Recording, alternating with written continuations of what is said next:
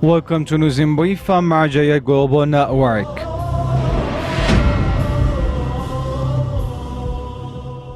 Daily meetings of the Grand Ayatollah Shirazi. The Grand Shia Islamic jurist Ayatollah Sayyid Sadiq Shirazi holds in-person meetings with large numbers of people, including religious scholars, university figures, and social and cultural activists, as well as public groups of people on a daily basis. In these meetings, the attendees report on their activities, explain their views, and listen to the guidelines and advices of the Grand Jurist.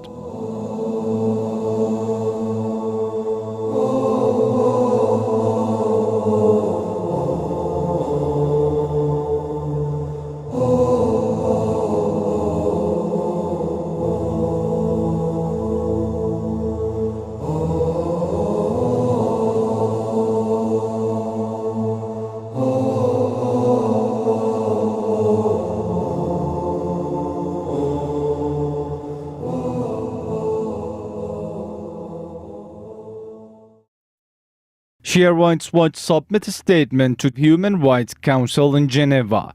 An advocacy effort for Shia children and their rights to education, the following statement is submitted by SOW to the 35th session of the Human Rights Council in Geneva.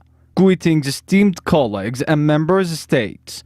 Rights to education and raising children who are tomorrow's peace builder are one of the priorities Shia Rights Watch. Violation to the right of education is and will cost the world not just economically, but sustainability and development.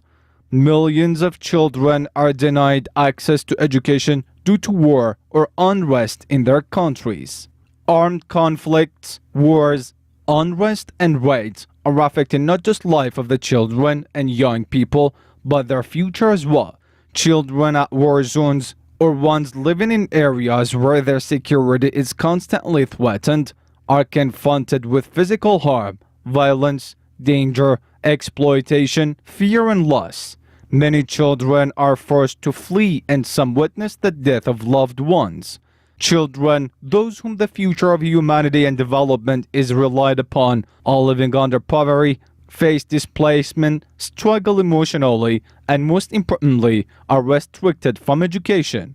Children of Syria and Yemen cannot attend school either because their schools were bombed, or their parents are fearful to send them to school as many children have been attacked, kidnapped, or raped on the way to school. Shia children of Bahrain, Saudi Arabia, and Pakistan live under fear of their governments or terror groups preventing them from full access to school and education. In other parts of the world, such as Malaysia, Indonesia, Afghanistan, most Gulf countries, Shia children are forbidden from learning about their faith and culture.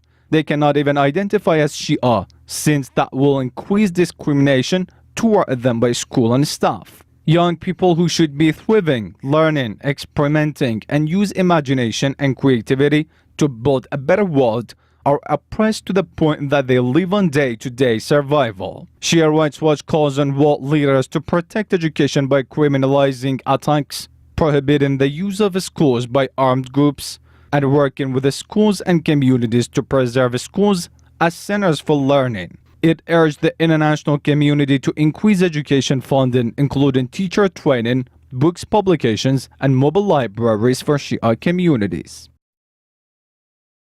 Nonviolence organization condemns Manchester terror attacks. A deadly terror attack in Manchester, northwest of England, took the lives of many civilians and left many others wounded. In the light of this attack, Nonviolence organization released a statement of condemnation and expressed its sympathies to the British government and the families of the victims. In parts of this statement, this Muslim Human Rights Foundation insists all acts of terror have no regard for the lives of the elderly, the children, and the men and women. Terrorism is only a reflection of a narrow-minded ideology that sponsors the inhuman and extremist actions of the terrorists. They're an intolerant group who seek to kill anyone with different opinions, culture, or religion, and the Manchester terror attacks are the best token of this statement. In other parts of the statement we read, For many times, Nonviolence organization had made warnings and expressed its concerns over the spread of terrorism and bloodshed across the world. Furthermore, this human rights organization had demanded for many times to confront terrorism in its well-known quarrels and origins. The recent terror attack in Manchester can bring all countries together in a decisive fight against the bloody and destructive clouds of terrorism in the world. The terrorists, provoked by their extremist ideologies, show no mercy to any race, nationality, or religion other than themselves. Therefore, Nonviolence organization once again demands the international community, especially the world powers, to persecute the governments that provide support for the terrorists so that these extremists could lose their financial and spiritual sponsors. In the end, Nonviolence organization expressed its condolences to the families of the victims and prayed for them to have patience and to the wounded to have a quick recovery.